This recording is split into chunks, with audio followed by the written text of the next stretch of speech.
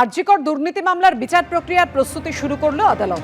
বৃহস্পতিবারের মধ্যেই আরজিকর দুর্নীতি মামলার চার্জ গঠন হবে বৃহস্পতিবার, আর তারপরেই শুরু বিচার প্রক্রিয়া।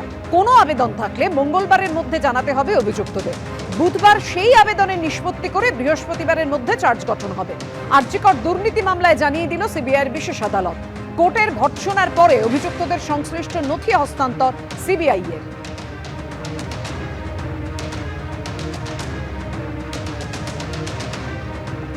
অভিষেক বন্দ্যোপাধ্যায়ের নাম করে তোলাবাজির অভিযোগে ধৃতদের সঙ্গে যোগসূত্র। শেক্সপিয়ার সরণি থানায় হাজিরা বিজেপি বিধায়ককে এবং জিজ্ঞাসাবাদও করা হয় তাকে। কোচবিহার দক্ষিণের বিজেপি বিধায়ক নিখিল রঞ্জন দেকে জিজ্ঞাসাবাদ করা হয়।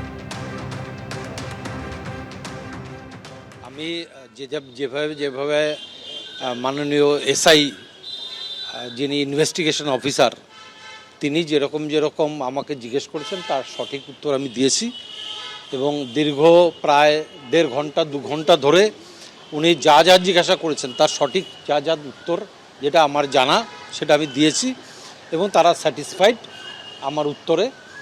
আর যেটা হয়েছে এমএলএ হোস্টেলের ব্যাপারটা, সেখানে আমার রুমের চাবি ব্যবহার করে বা আমার প্যাড ব্যবহার করে কেউ বা কাহারা তারা এই কাজটি করেছিল।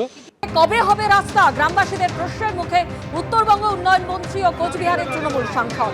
দিনহাটার পুঁটিমারিতে ক্রীড়া প্রতিযোগিতায় গিয়ে রাস্তা নিয়ে গ্রামবাসীদের প্রশ্নের মুখে মন্ত্রী সাংসদ।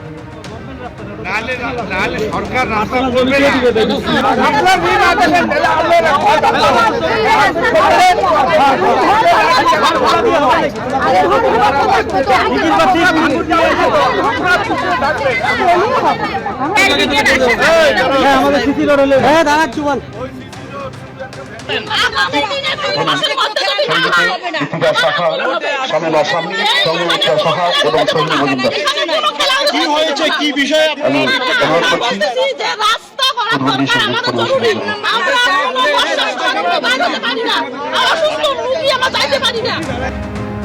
কবে হবে রাস্তা? গ্রামবাসীদের প্রশ্নের মুখে উত্তরবঙ্গ উন্নয়ন মন্ত্রী ও কোচবিহারের তৃণমূল সাংসদ। দিনহাটার পুঁটিমারিতে ক্রীড়া প্রতিযোগিতায় গিয়ে রাস্তা নিয়ে গ্রামবাসীদের প্রশ্নের মুখে মন্ত্রী সাংসদ। জমি পেলেই রাস্তা হবে আশ্বাস উদয়ন গুহ ও জগদীশ বর্মা বাসুনিয়ার। মাটির উপরে রাস্তা করা যাবে না, রাস্তা করতে হলে মাটির দরকার। তো এখানে যেসব আমি আসার সময় দেখলাম যেভাবে বাড়িঘর হয়েছে, একেবারে হয়তো তাদের জায়গাও হতে পারে, আবার রাস্তার জায়গাও হতে পারে। ওইখানে 1 ইঞ্চি জায়গা নিতে গেলে সমস্যা তৈরি হবে।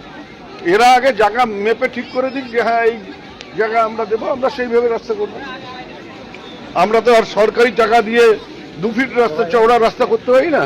আমাদের মিনিমাম 3 মিটার রাস্তা লাগে, মিনিমাম করতে গেলে 3 মিটার রাস্তা করতে হবে। সেটার জন্য জায়গার দরকার আছে।